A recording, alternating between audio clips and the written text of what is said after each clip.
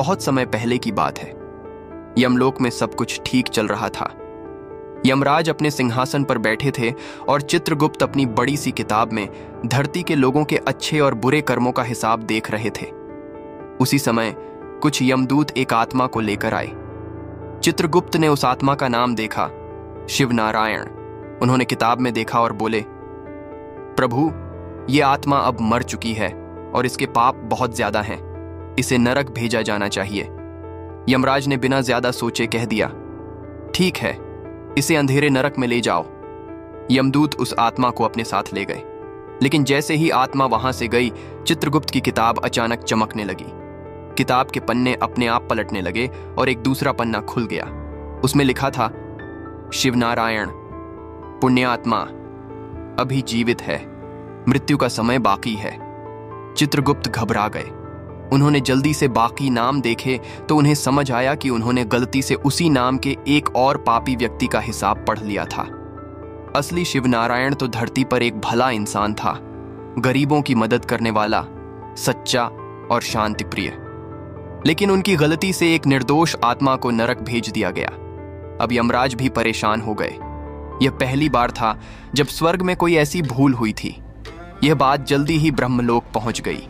वहां ब्रह्मा, विष्णु और शिव, तीनों देवताओं ने यमराज और चित्रगुप्त को बुलाया। ब्रह्मा जी बोले, तुम न्याय के रक्षक हो।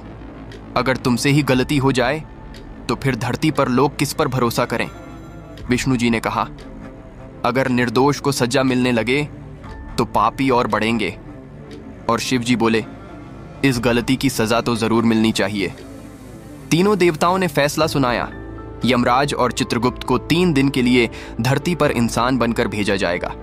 वहां वे भूख, अपमान और दर्द का अनुभव करेंगे, बिना यह याद रखे कि वे देवता हैं।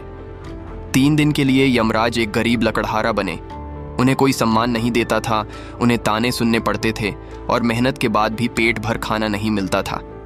चित्रगुप्त एक गरीब शिक्षक बन गए, जिन्हें कोई नहीं सुनता था। वे सब कुछ सहते रहे, लेकिन उन्हें समझ नहीं आया कि उनके साथ ऐसा क्यों हो रहा है।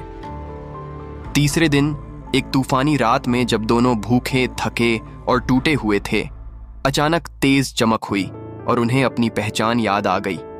दोनों रोने लगे। यमराज बोले, अब समझ में आया कि किसी निर्दोष को बिना वजह सजा मिलने का दर्द क्या होता है। चित्रगुप्त ने कहा, मेरी एक छोटी सी गलती ने एक आत्मा को नरक पहुंचा दिया। यह बहुत बड़ा अपराध है। ब्रह्मा जी ने उन्हें वापस यमलोक बुला लिया। अब दोनों पूरी तरह बदल चुके थे। यमराज अब बिना पूरी जांच के कोई फैसला नहीं करते थे और चित्रगुप्त ने अपनी किताब में एक नई बात जोड़ दी। हर आत्मा को उसकी पूरी बात कहने दो, फिर निर्णय लो। न्याय से बड़ा कुछ नहीं।